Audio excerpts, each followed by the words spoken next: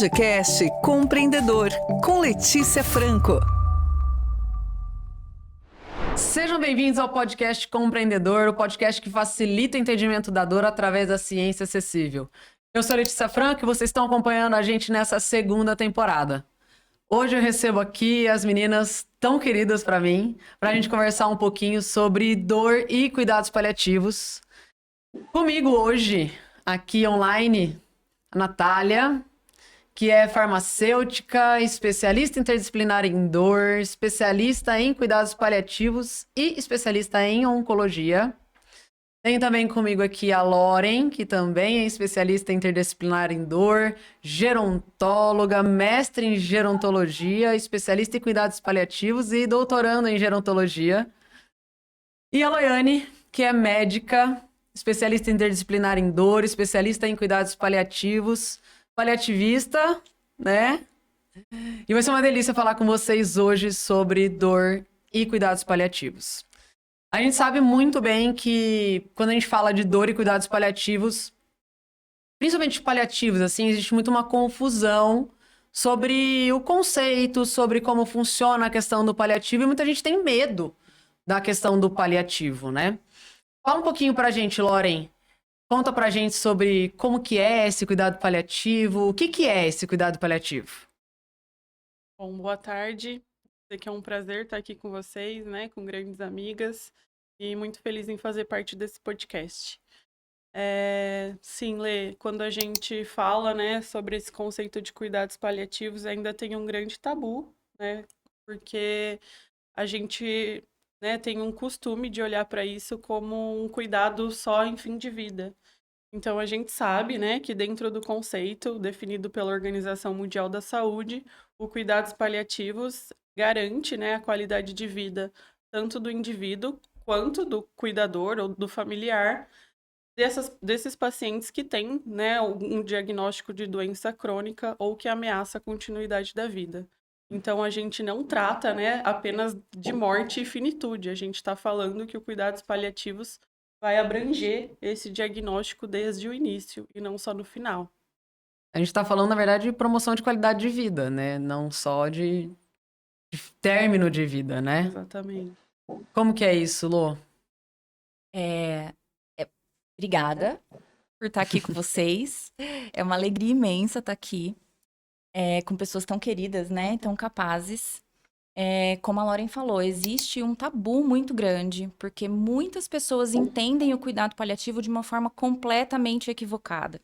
Então, a gente ouve algumas frases, assim, que para nós são bem clichês, que acontecem sempre na prática clínica, do próprio profissional de saúde, inclusive, que precisa, inclusive, rever, né, essa forma de abordar essas pessoas, essas famílias, porque isso gera males a longo prazo quando a gente conceitua errado, quando a gente entende errado aquilo que a gente está se propondo a fazer. Então, muitos médicos, né, que dão essa notícia, acabam falando, olha, agora não tem mais cura, é só cuidado paliativo. Com esse ar de desdém que acaba prejudicando muito a assistência, porque não é só, é muito, tem tanto mais do cuidado paliativo para ser feito. E a gente precisa ter esse olhar técnico mesmo para olhar para o binômio paciente-família. Não é só o paciente que passa por esse sofrimento multidimensional, né? Não só físico, mas espiritual, psicológico, contextual, muitas vezes financeiro. Então, são muitos sofrimentos inerentes a condições múltiplas aí, desde oncológicas ou cardiológicas, todas as doenças com potencial de ameaçar essa continuidade, a continuidade da vida, né, do indivíduo. Como o cuidado paliativo age, como a gente opera na prática, né? A gente não faz nada sozinho, o médico não faz nada sozinho, um profissional isolado não consegue agir sozinho, embora seja a realidade que a gente vê aí muitas vezes na prática diária. Mas a gente sempre faz em conjunto. Então, a gente, justamente por olharmos para todas essas dimensões de sofrimento, a gente precisa de uma equipe multi para promover esse tratamento multimodal. E não só com um alinhamento entre esses membros da equipe, dos profissionais de saúde, entre os profissionais de saúde, mas trazendo a família como parte desse time também, né? Eles Para também estão promoção em de cuidado. sofrimento, né? eles também vivenciam esse processo que acompanha desde o diagnóstico. Então, acho que eles vivem tudo isso junto com o paciente. E muitas vezes a gente deixa, né, esse cuidado de lado, esse olhar de lado, para quem tanto está no apoio do cuidado ali. Exatamente. E aí a gente vê acontecer a sobrecarga do cuidador, a gente vê outros membros da família adoecerem concomitantemente, porque realmente é muito difícil lidar com tudo isso sem apoio, sem acolhimento. E muitas vezes, quando a gente fala, né, tanto no cuidado paliativo em humanização, acolhimento, cuidado, as pessoas pensam numa romantização desse sofrimento, e também não é isso. A gente, dentro do cuidado paliativo, a gente sempre brinca que tem o pali chato e o pali fofo. O pali fofo que fala muito ali da humanização, basta ter bom senso, a gente precisa só ter carinho, é só ter gentileza, mas não é só isso. E o pali chato, aquele que quer puxar tudo para a técnica o tempo todo, e também não é só técnica, né? A gente precisa transitar ali no meio do caminho para que esse acolhimento seja digno para todas as partes envolvidas e respeitando sempre a realidade daquela pessoa. A gente precisa respeitar a biografia daquela pessoa, né, que está em sofrimento. Precisa fazer sentido para aquele núcleo, não precisa fazer sentido para mim. Muito se fala em empatia no cuidado paliativo. Eu, particularmente, não gosto muito de usar empatia, eu prefiro usar compaixão, porque na empatia, por definição, se a gente parar para pensar, a gente calça os sapatos do outro, né? A gente se coloca no lugar do outro para promover aquele cuidado. Mas a partir do momento que a gente calça os sapatos do outro, instintivamente, a gente pode começar a usar a nossa régua para medir aquele sofrimento. Querer andar, fazer o outro andar com os sapatos dele colocados nos nossos pés, na verdade, né? Exatamente. E aí isso gera uma desproporcionalidade, porque pode gerar frustração para mim, enquanto profissional, para a família, né, que precisa desse acolhimento. E quando a gente fala mais em compaixão, a gente fala mais desse ato de servir. O protagonismo não é meu. O protagonismo não é do profissional de saúde, o protagonismo é daquele núcleo, do paciente, da família, dos seus valores, da sua biografia, do que faz sentido para eles, socialmente, espiritualmente, financeiramente, afetuosamente, né? E a gente tem técnicas para desenvolver todo esse trabalho e esse plano de cuidados que precisam ser respeitadas. Existem protocolos, existem instrumentos, não é só bom senso, muito longe de ser só bom senso. É difícil, é penoso, exige atualização constante, a gente frequentemente se vê envolto em dilemas éticos, né, que são muito difíceis de manejar e que não tem uma resposta certa. O caminho a gente vai aprender caminhando junto com aquela família. E é por isso que é tão, tão bonito mesmo, apesar de muito, muito difícil. E é um caminho que eu vejo como muito semelhante ao caminho traçado pelas pessoas com dor crônica, que também precisam, né, desse olhar multidisciplinar, multiprofissional, com tratamento multimodal, aliando o farmacológico, não farmacológico, enfim, depois a gente vai falar um pouco mais disso ao longo desse episódio. Mesmo porque a gente está falando de uma doença crônica não transmissível, que entraria dentro do conceito do paliativo, né? Ali, quando a gente fala de dor crônica. E a Nath trabalhou muito tempo também com pacientes oncológicos, trabalhou muito tempo manejando dor em pacientes oncológicos, em pacientes paliativos. E eu queria que a Nath contasse um pouquinho pra gente, um pouco mais sobre conceitos de dor dentro do paliativo, assim, até para depois a gente falar um pouquinho mais do nosso paralelo entre dor crônica e cuidados paliativos. Oi, gente, boa tarde. Primeiramente, muito obrigada pela oportunidade de estar aqui com vocês, pessoas tão especiais. E puxando um pouco esse gancho, até do que a Lô estava comentando, não tem como a gente falar de tipos de dor em cuidado paliativo se a gente não falar de dor total. Muito se observa na prática, né, quando a gente fala de conceito de dor, muito a visão ali da dor física, Então, aquela dor que você vai ter um medicamento, que você vai tratar esse paciente, que você vai ali atingir a dose necessária, e um conceito muito limitado ao tratamento farmacológico. Infelizmente, a gente ainda observa muito essa realidade na prática clínica. E não tem como a gente falar de cuidado paliativo se a gente não falar de dor total, né? Cicely Saunders foi muito importante para a área de cuidados paliativos, quando ela trouxe essa definição e quando ela observou na prática clínica dela que só o medicamento muitas vezes não era efetivo. Ele é uma parte muito importante do tratamento, mas o cuidado paliativo não se resume apenas à morfina. A gente observa ainda na prática clínica uma opiofobia. Então, ainda assim, quando a gente fala de tratamento farmacológico, a gente percebe profissionais de saúde que não estão preparados totalmente para manejar a dor de uma forma adequada. E quando a gente fala de dor total, me vem um caso de um paciente meu, foi o meu primeiro paciente que eu acompanhei em cuidados paliativos oncológicos. Ele era um paciente jovem e um paciente que tinha ali um câncer cabeça e pescoço extremamente avançado. Uma dor extremamente aí incapacitante na rotina dele, na vida dele. E esse paciente, ele não aceitava nenhum tipo de intervenção farmacológica. O pessoal me acionou para que eu começasse a acompanhar esse paciente. E ele, relutante, não vou tomar nada, não aceito nada, não quero nenhum tipo de tratamento. E foi uma construção de vínculo até eu conseguir descobrir o motivo pelo qual esse paciente não aceitava nenhum tratamento. E ele acabou compartilhando comigo que ele perdeu uma filha com 30 anos com um câncer avançado, um câncer de pâncreas. E ele falou que ele viu a filha dele morrer com dor. Não teve um tratamento ali que ela deveria ter, ou merecia ter naquele momento ali do adoecimento.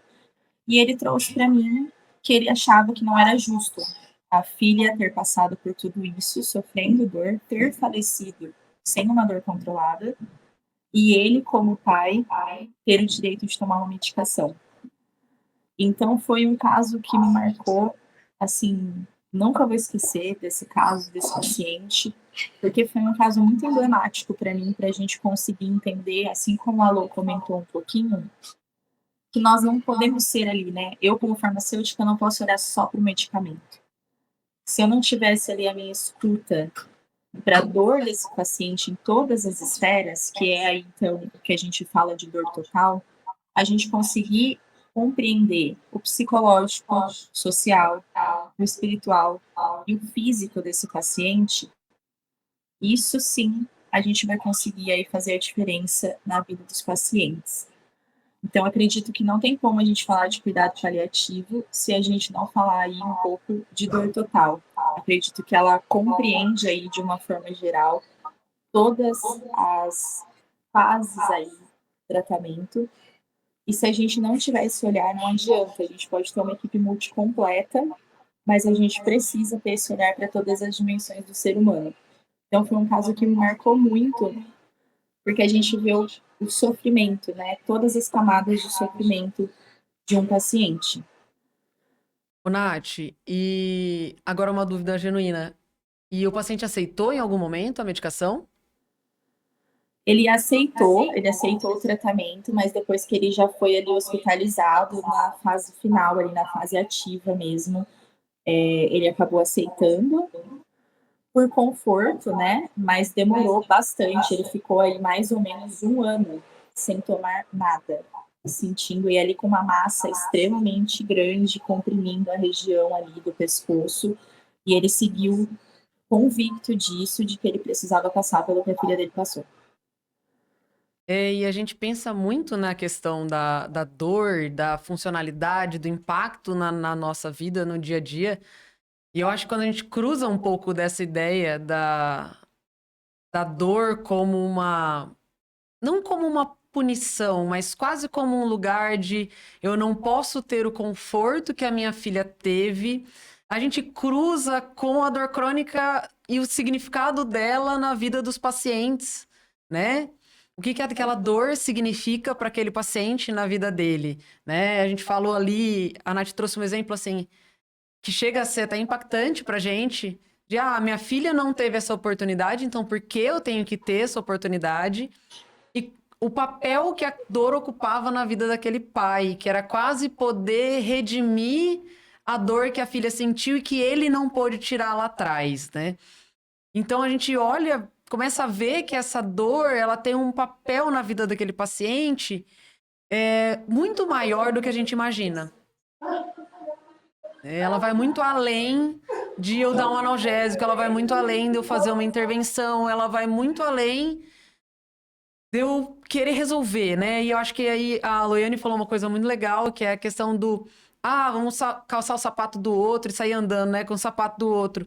É pensar muito o que a gente está tratando, o que a gente está buscando quando a gente vai fazer um bom cuidado paliativo daquele paciente, né? Qual que é o nosso objetivo? É tratar o paciente ou é tratar até um pouco do nosso ego, assim, né? Do que a gente tá tentando tratar aí nesse caso, sabe? Eu acho que quando a gente fala, né, um pouquinho sobre o que você está trazendo, tanto no cuidados paliativos quanto no contexto da dor crônica, a gente tem deixado de lado, né, colocar o paciente no centro. A gente busca muito dentro, né, da literatura, quais são as opções, quais são, né, o que a ciência recomenda. E eu acho que isso é o que, né, a gente precisa de fato fazer. A gente tem estudos, tem pesquisas mostrando, mas a gente tem esquecido de colocar o paciente no centro e do que aquilo faz sentido para ele, né? Porque alívio de sintomas é um direito de todo ser humano que está em um processo de sofrimento. E a dor crônica é um processo de sofrimento. Tem pessoas que convivem com dor crônica há 30, 40, 50 anos, né? Não é algo que a gente conceitua de 3 meses. Se 3 meses já parece algo muito grande, você imagina quem convive há longos anos com isso, né? Então, eu acho que a partir do momento que a gente coloca o paciente no centro e traz o que faz sentido para ele, a gente ganha muito, né? E eu falo isso porque dentro desse contexto, né, de atuação, de olhar para essa questão do paciente com dor crônica, a gente se apega muito no que faz, no que a ciência mostra pra gente, que eu acho que é um ponto que a gente ganha muito, mas a gente esquece de colocar do que faz sentido para o paciente, né? E aí a gente patina, muitas vezes, o paciente não evoluiu, não consegui resultado, e talvez é porque aquilo não esteja fazendo sentido para ele, né, naquele momento e naquele contexto de vida dele. O famoso alinhar a expectativa, né? É importante. Entender o que a gente quer, mas entender o que o paciente espera também. Sim, e dentro do paliativos, acho que essa expectativa vem muito do que é socialmente construído. A gente tem essa ideia do paliativo como não tem mais nada, agora vai para o paliativo, porque o que eu tinha para fazer se esgotou. E o paciente com dor crônica, ele tem muito disso também. Ele já rodou tanto, ele já caiu em mãos de tantos profissionais, ele já tomou tanta medicação e ele chega muitas vezes para você, olha, você é a minha última cartada. E não é isso, né? O paliativos não é Exatamente. isso e o paciente com dor crônica não é isso. A gente não é a última cartada, a gente não é o final. A gente tá ali para olhar para ele como um todo e garantir, né, que todo esse sofrimento que a Nath traz, físico, emocional, espiritual, financeiro, sejam de fato compreendidos. A gente precisa fazer com que, né, ele pare de contar essa história e de fato seja compreendido como um todo. Que ele protagonize a própria história, né, de tratamento. Eu costumo dizer que o cuidado paliativo e a dor também nos colocam, enquanto profissionais, num lugar de muita humildade. Porque a gente não é dono da razão, né? E o que a gente vê na prática hoje em dia é uma prevalência ainda do modelo biomédico de assistência. Então, que é aquela coisa mais verticalizada, paternalista da medicina, em que o médico dá ordem, você só me obedece, né? Eu tô certo, eu sei que é isso que eu tenho que fazer e você vai só seguir a minha orientação. E isso não é efetivo. de fato. E não é achismo, né? A ciência diz isso Sim. pra gente. A ciência está caminhando junto com o que a gente vê na prática. Se a gente colocar isso em prática, se a gente trouxer isso para nossa realidade, os resultados tendem a ser muito melhores. A ciência traz pra gente a todo momento atualizações que mostram que o modelo biomédico tende a fracassar na prática clínica. Tanto que estamos aqui, uma Tanto que roda estamos interdisciplinar. aqui. Exatamente. A própria definição de dor atual, né? A definição de dor da IASP coloca a dor como uma experiência individual. Ela começa a definição assim. E muitos profissionais ainda entendem dor como sinônimo de lesão, dor como se é uma dor desproporcional ao que ele entende de acordo com a lesão que ele enxerga, ou mesmo que não tenha lesão, a reação física daquela pessoa é muitas vezes minimizada, porque, de novo, o profissional, muitas vezes, infelizmente, seja por falta de acesso à atualização, à educação continuada, por N razões aí, o profissional não entende que cada pessoa manifesta sintoma de uma forma diferente, né? E que dor não é sinônimo de lesão, lesão não é sinônimo de dor. Nem toda manifestação de dor é por conta de uma dor nociceptiva, neuropática, muitas vezes é uma dor nociplástica, muitas vezes, como o próprio CID-11 também traz pra gente, né? Agora existe a categoria de dor enquanto entidade isolada, não necessariamente vinculada a outras comorbidades. Então, isso também dá luz para a prática, para a gente entender melhor esses pacientes que convivem com essa condição. E ouvem, né, carregam junto com eles tantos nocebos aplicados ao longo de toda essa trajetória, como a Lauren falou. Quantos chegam pra gente e falam, não, eu não aguento mais, eu já fiz tudo, eu já fui em todos os especialistas, eu já tomei todos os remédios, ninguém dá jeito pra minha dor. O último médico que eu fui falou que eu ia ter que conviver com essa dor e é isso mesmo. Não é assim, né? Ninguém tem que conviver com a dor. Mas a gente precisa, como a Letícia disse, alinhar essas expectativas. O foco não é sumir com a dor. Muitas vezes a gente realmente não vai conseguir curar essa dor, quando se entende cura por abolir o sintoma completamente. Será, né? Mas a gente precisa traçar um caminho e um plano terapêutico em que seja possível manter, preservar da melhor forma possível a autonomia daquela pessoa, a funcionalidade daquela pessoa e promovendo estratégias ali para que ela não perca ainda mais aquilo que ela tem e que, de novo, diz respeito e anda intimamente ligado com a biografia daquela pessoa, com estratégias múltiplas, né?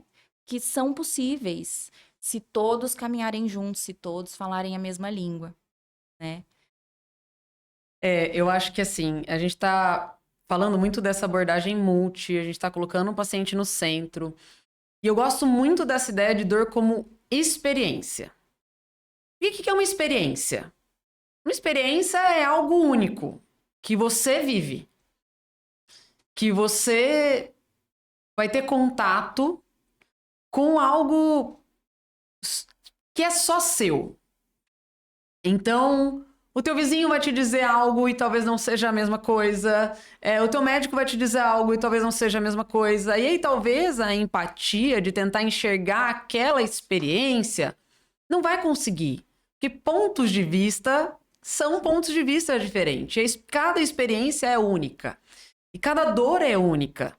E por mais que a gente tenha padrões, e por mais que a gente tenha ciência, por mais que a gente tenha fármacos, para aquele paciente, o olhar é voltado para aquele paciente, né? Eu queria até que a Nath falasse um pouquinho da questão farmacológica no paliativo, porque a gente está falando muito da questão multidisciplinar, a gente está tentando sair do bio, mas também quando a gente fala de paliativo e a gente fala um pouco de farmacologia, a gente vem com o grande monstro dos opioides aí, falando em dor e paliativo e opioides, e meu Deus do céu, morfina não, né? Faça tudo menos tome morfina.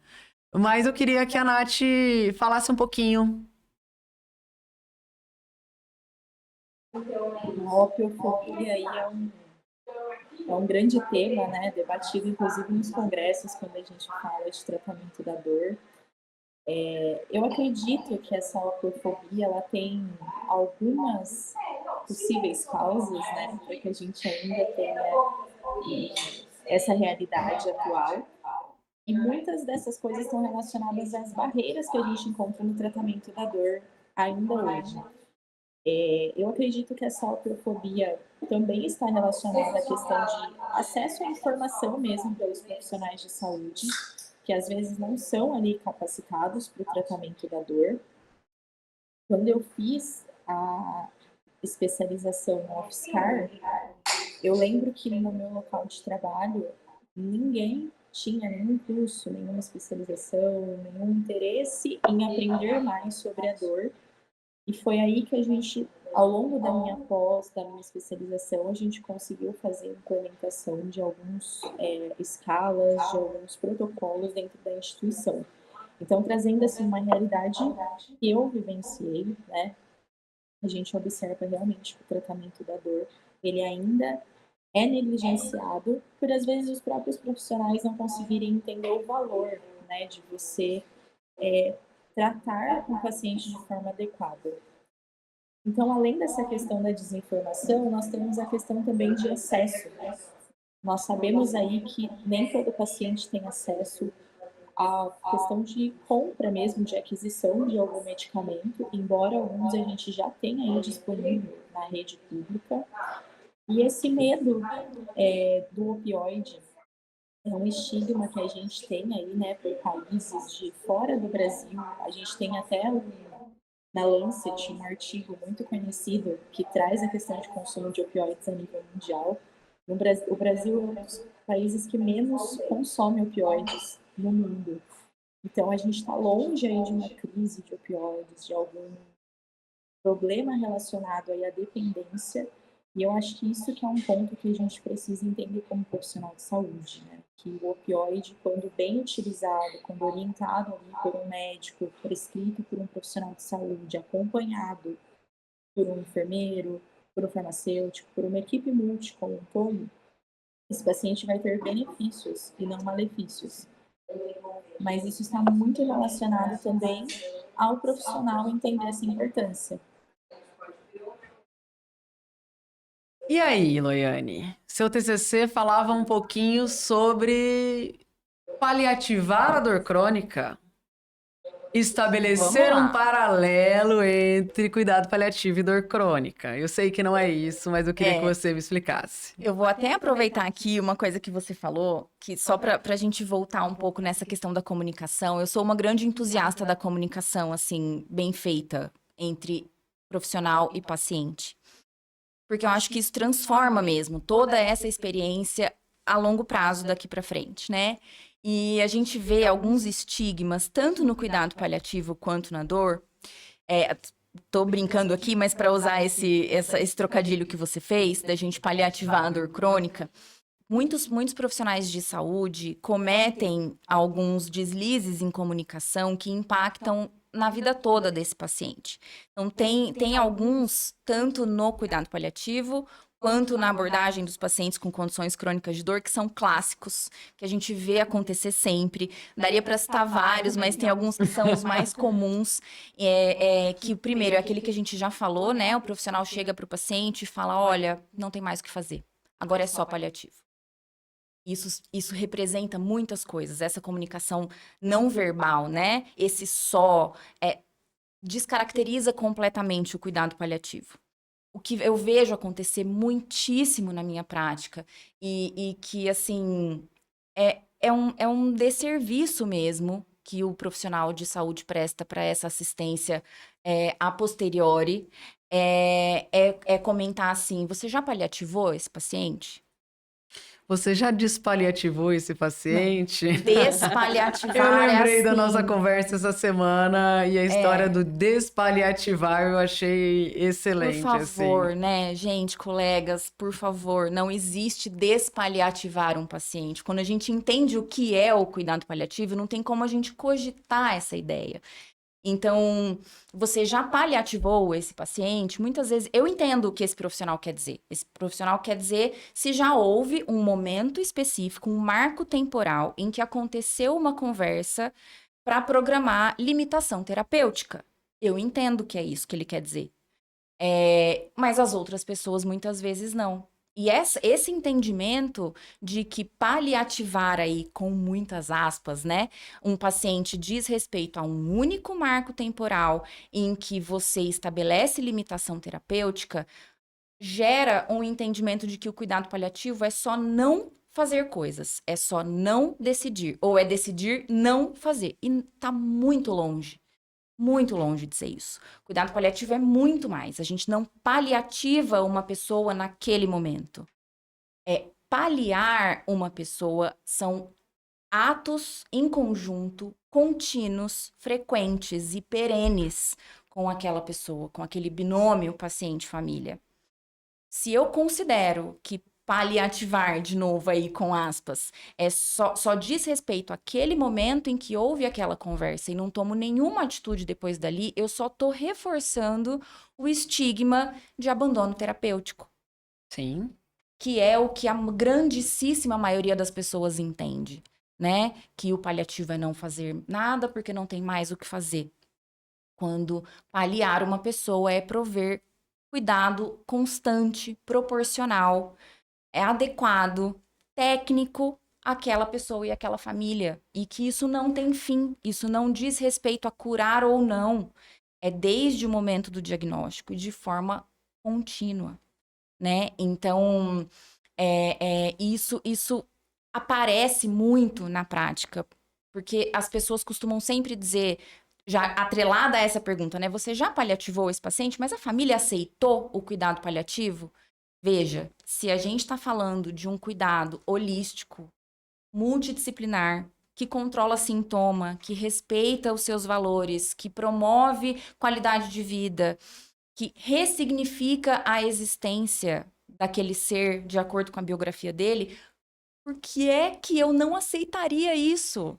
Não tem motivo para eu não aceitar isso. Eu posso não aceitar alguma limitação terapêutica. Sim. E toda limitação terapêutica vai ser definida com relação ao avanço da doença, em comum acordo com a família. A gente não impõe nada, né? A gente expõe possibilidades com dados, de forma ética e séria, sem achismo, sem bom senso, né? E aí a família, em conjunto conosco, caminha naquela direção proposta. Então, a gente é só para deixar essa dica, assim, de verdade, que a gente use o termo da forma correta, e aqui tô sendo meio chata, mas porque isso impacta, e isso faz muita diferença para essa assistência a longo prazo, de verdade. Eu acho que muito vem dessas crenças que você traz no início, né? Tanto no paliativo quanto na dor crônica. Essas crenças que chegam para eles de uma forma muito equivocada.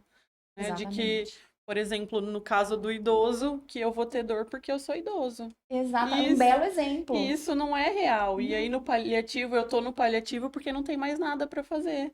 Exatamente. Né? Eu tenho dor porque é uma punição. Exatamente. Né? E isso não é assim não que real. funciona, não é.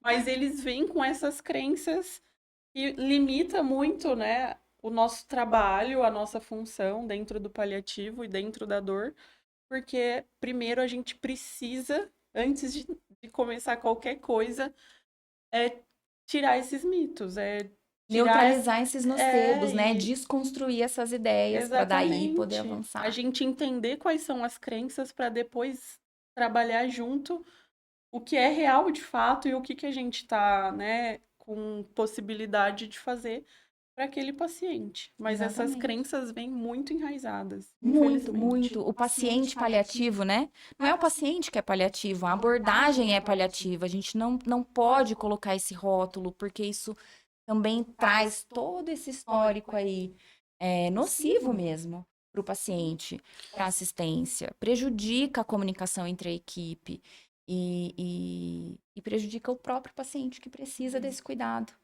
Mesmo porque a gente está tentando um pouco sair dessa ideia de que o paliativo é para aquela doença terminal, exemplo, o câncer. Todo mundo pensa, primeira coisa, falou em paliativo, a primeira coisa que vem na cabeça é um paciente oncológico. E aqui a nossa ideia é justamente sair desse lugar. É a gente falar um pouco do paliativo em doenças crônicas não transmissíveis e não oncológicas. Então aqui eu tô falando do paciente pneumopata, então um paciente com DPOC que não tem mais regressão na doença pulmonar e que por isso nós vamos trabalhar conforto, vamos dar todas as ferramentas terapêuticas para aquele paciente seguir a partir daqui, a partir do momento que a gente não tem uma regressão na doença. A gente estava falando de um paciente cardiopata e a gente está falando desse paciente de dor crônica, que provavelmente já chegou num profissional que falou, olha, agora você vai ter que conviver com a dor. Ok, digamos que é lógico que não é esse o marco temporal, mas vamos colocar que esse fosse o marco temporal para a gente estabelecer uma linha do tempo aí entre o paciente de dor crônica ser paliativado, adequadamente, vamos dizer assim. Eu sei que a gente não vai paliativar, mas como a gente disse... Adequadamente cuidado, né? Mas adequadamente cuidado, né? Porque até então, até ali, vamos dizer que existiria uma possibilidade de regressão, né? Bem, entre aspas, pensando no paciente de dor crônica, é composto por 1 milhão de fatores, assim, que a gente sabe que a gente não consegue regredir tudo em dor crônica. Mas se a gente fosse pensar nesse como um marco temporal, a gente começa a estabelecer na dor crônica tudo que a gente pode promover de conforto para aquele paciente e para aquela família, pensando o impacto na funcionalidade.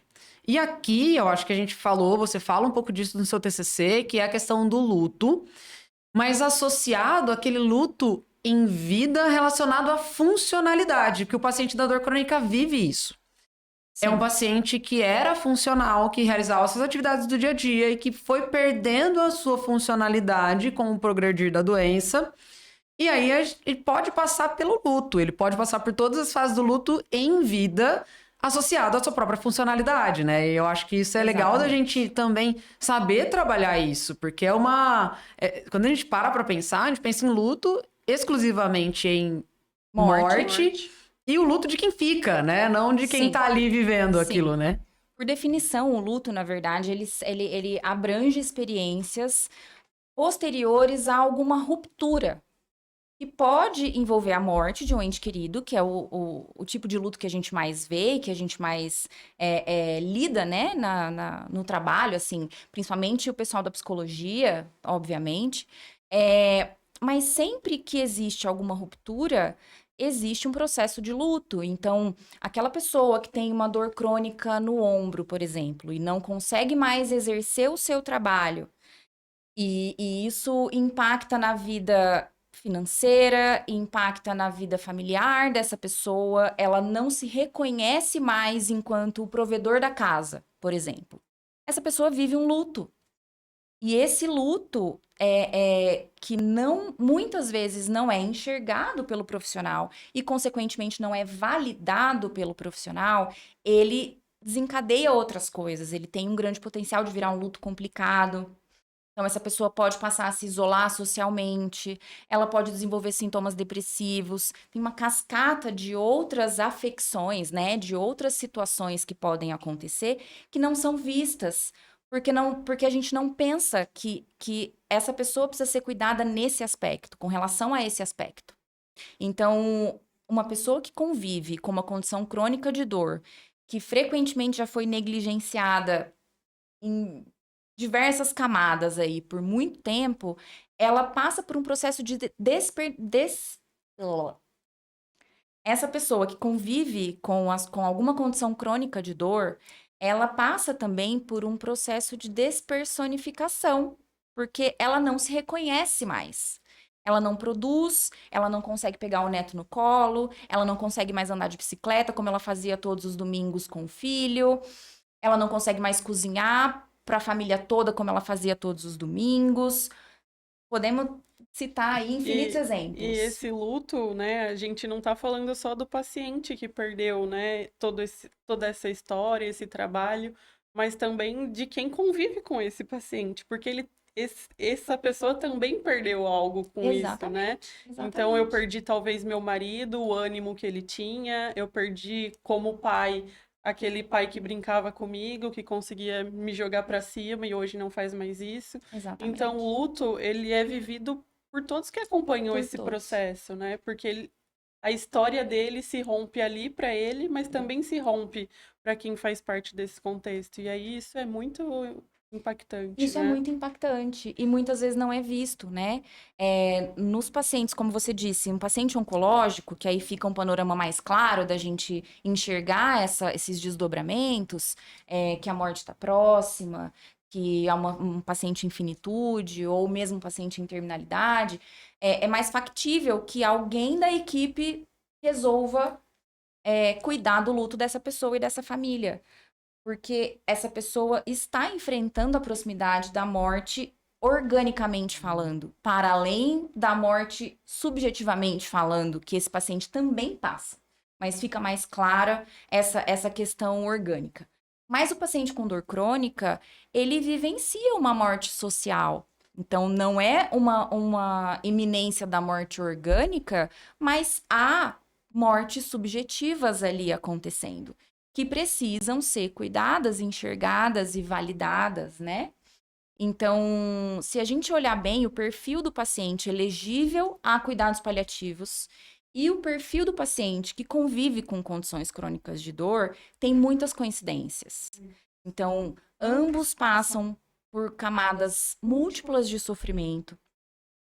Ambos precisam de acompanhamento multiprofissional, porque é preconizado para ambas as condições, as situações, o tratamento multimodal.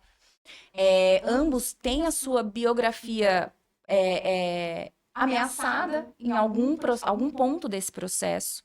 E ambos vivenciam condições de luto.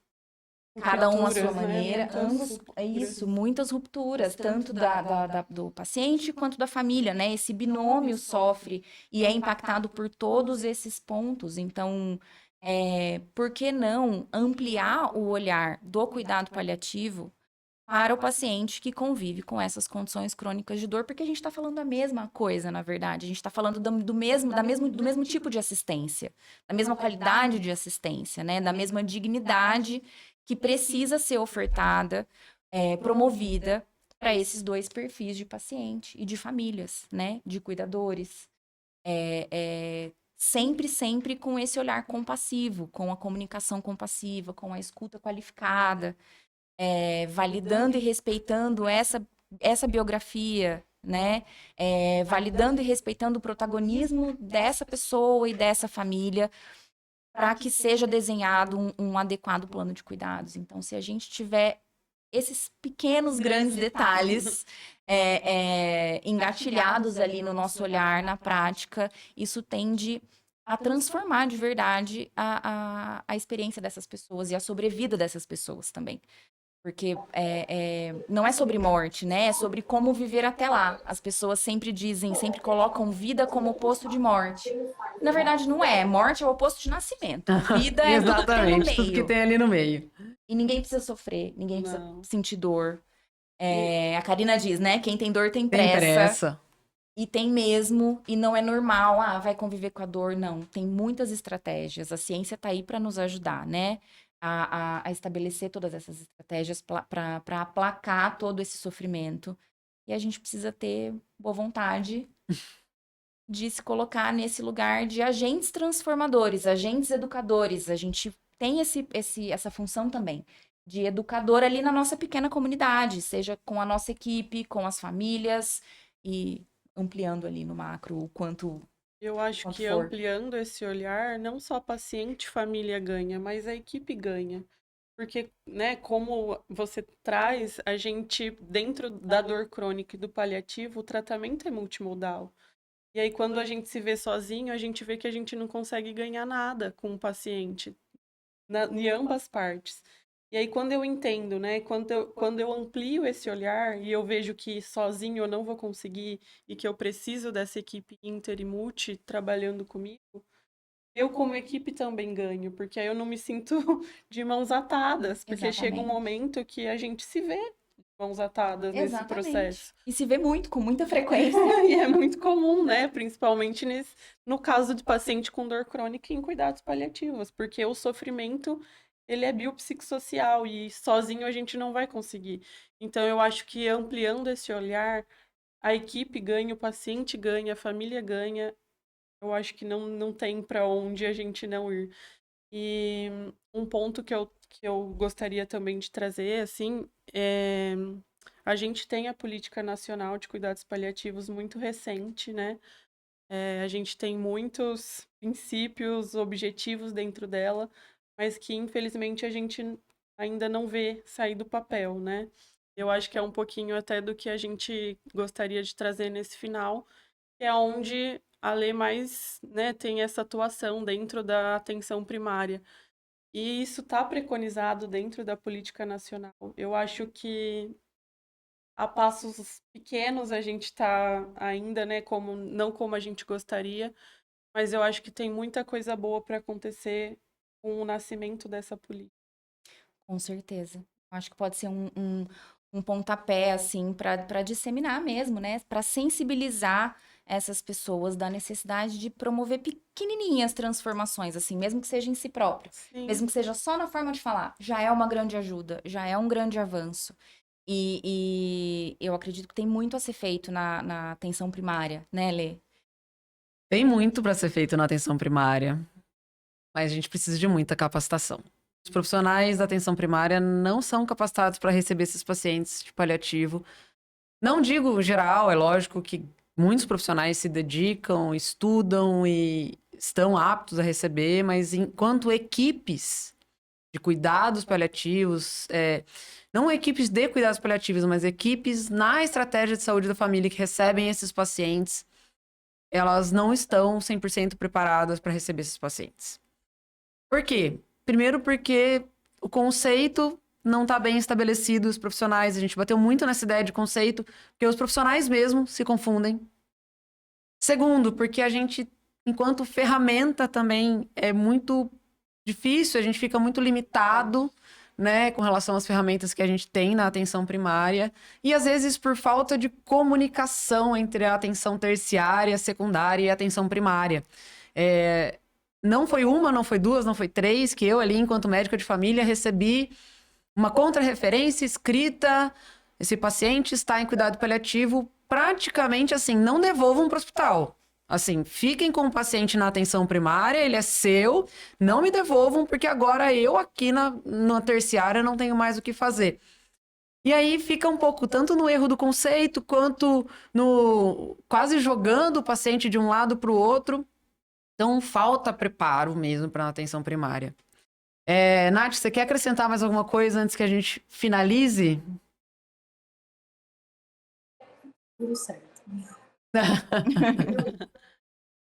Meninas, então eu queria agradecer demais a presença de vocês, assim, foi um prazer imenso, assim, além da amizade, o profissionalismo de vocês, para mim, sempre foi admirável e continua sendo, então foi muito mais leve poder trazer vocês no episódio, foi muito mais leve poder encerrar essa temporada com vocês.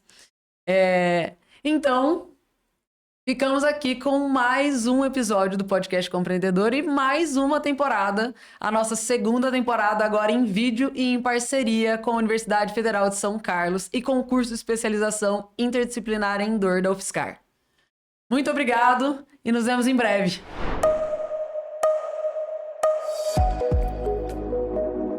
Você ouviu o Podcast Compreendedor com Letícia Franco.